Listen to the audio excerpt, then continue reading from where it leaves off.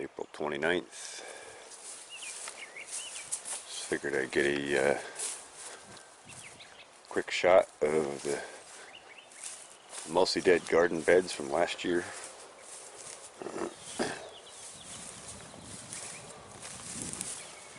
Because the growing season is coming shortly, and this is about to transform back to green growing. Of course, the rhubarb is doing really well. Oh man, is it doing really well. Look at all those nice, thick, dense stalks in there. Just loaded. This has had all sorts of nutrition. And every time I've done a foliar feed last year, not every time, but most of them, when I had to flush the tanks out, I flushed it out around these. So they've had a tremendous amount of nutrition. And they are really responding to it. So we'll carry on along here. This spot here is where the new roadway to the back part of the farm is going, to replace the old roadway that has a very bad side slope and it's very tricky when it's wet. So this will be the new, more direct route through here, and then you can see the post there, and on the other side there was another post, but just off of the cedar tree. You go through there and then it'll kind of curve out and down the hill. And then down below that, this may end up being another grow bed here.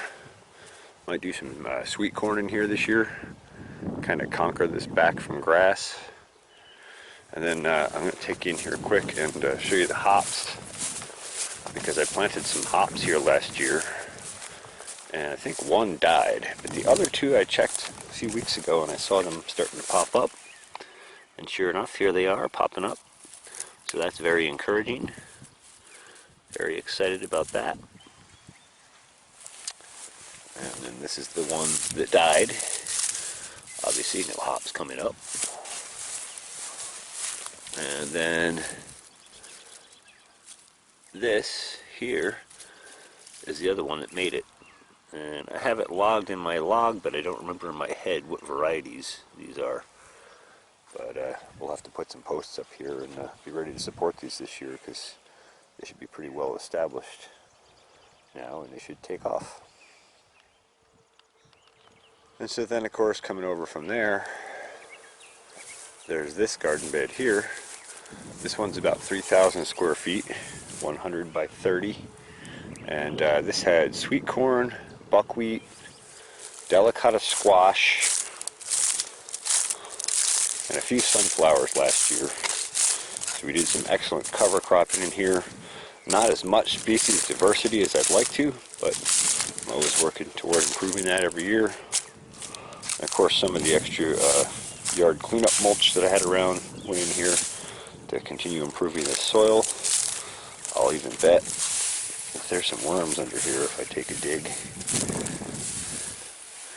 I don't see any worms directly, but there is definitely good aggregation and soil microbial activity, so that's good. And you can see the old corn stalks in here. Oh, something's been digging here. Skunk maybe. And then down here was where the chicken tractor docked up to the corn block last year. You can see everything's real green in here. Plenty of nitrogen from that.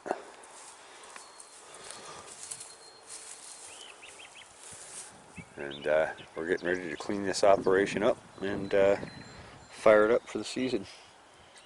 Got some heavy rain coming the next few days, but once we break over into May, things should warm up and clear out. It should be excellent.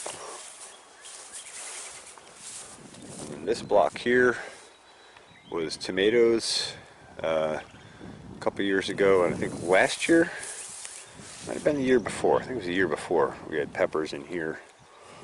And this is kind of grown back to grass, which in a way is okay, because as long as you have photosynthetic action on the soil, you're pushing exudates into the soil, and you're building soil health. So I don't know, we may put this bed back in production, we may not. It'll depend on how the season goes and how ambitious we get, and of course how much time, money, and resources and energy we can put at things. This bed over here, I had put some garlic in, some stuff that I managed to bring through from the previous year that was a really rough season drying wise. And this bed may look like it's just dead and empty, but believe it or not, there is garlic in here, and it is growing. And I think Jeremy and I are going to come through here maybe next week or something like that and dig a bunch of these out and put them over into a spot where we have better control over the weeds. But if you look through here, there are actually clusters of garlic all through here. They're just hidden in amongst the weeds. And what happened here last year, yeah, see, here's more and more and more. It's actually loaded with garlic in here. All through here. All through here. I don't remember what varieties these are. I think there's some German white. I think there's some Vietnamese. One other, maybe two.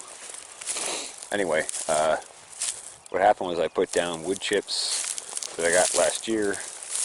They were spruce wood chips, so they weren't really quite right as a mulch chip, and they kind of suppressed the soil a little bit, and so that slowed things down and made things a little difficult. I did, however, come back in once I realized the soil was kind of tanking from the wood chips, and I put down some Sea Shield and some Rejuvenate and some Spectrum Extra, and I think I also put down 2 other inoculants. I can't remember the name of those off the top of my head. But I did that to help make sure that this soil would come back and boost back up. And you can see with the growth starting to come through what it already is. Now prior to that, this soil had been worked for a few years in high nutrition with foliar feeds and good health. So we probably will clean this plot up and put it back in production in some form. I may use sweet corn as a way to do that with minimal tillage, if any tillage. Probably will do some tillage just to knock things back a little bit. And then we'll put sweet corn in here, and we'll shade this area right out with sweet corn. And that'll do 2 things. That'll put lots of carbon in the soil, build soil nutrition and health, and it will block out weed action, which obviously there's a lot of weed seed in here now. And then this upper section here is a section that I did not hit with wood chips, and so you can see it's in a little bit better shape. All I did here last year after I took the fence that wasn't working down, I just mowed this off and left it over the winter. So that's that.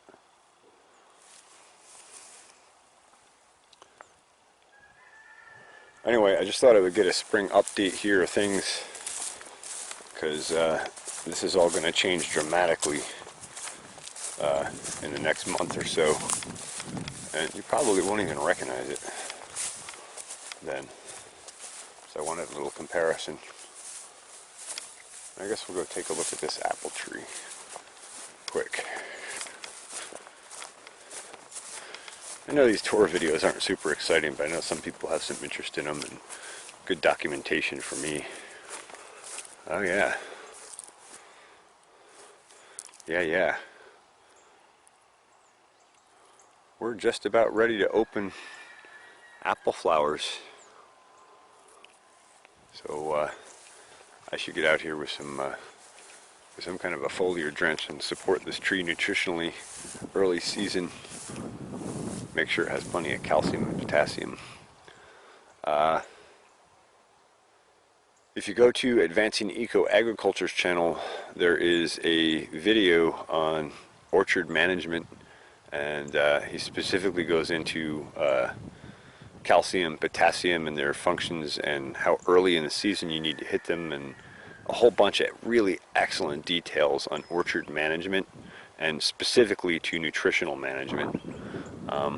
If I remember, I will try and dig up the link to that video and I'll share it in the description here, because it is an excellent resource for understanding orchards and that sort of stuff, orchard management, as far as more as it relates to nutrition, and using regenerative agriculture to really build soil health and really build yield, and really it comes back to keeping the economy of the farm solvent.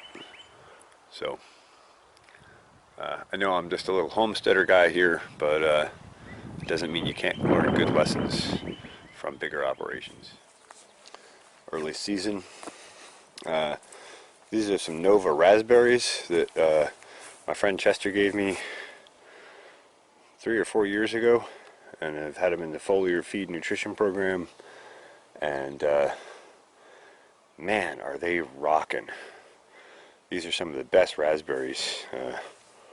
I just can't rave enough about how good these are and how nice the berries are. They pop off the stem as a whole berry. They don't break up like so many other raspberries where you go to pick them and it just falls into a bunch of little balls of pieces of berry. These stay together as a nice berry, and they're excellent. This year we may offer some of these for sale.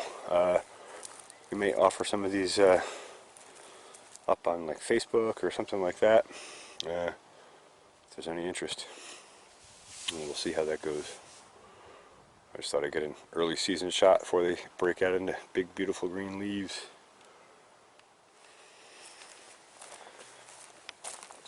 And then this is the Jerusalem artichoke patch. I think this has been here 4 years now, and this is grown from I think it was like seven tubers initially, and in 4 years this has turned into a huge area of them. It's a sort of a backup food source, and also an excellent soil builder, and also an excellent wild pollinator support. I don't see much in the way of honeybees in these when they go to flower, but I do see lots of other wild pollinators in here, and it doesn't hurt to support the entire ecological system that is so important.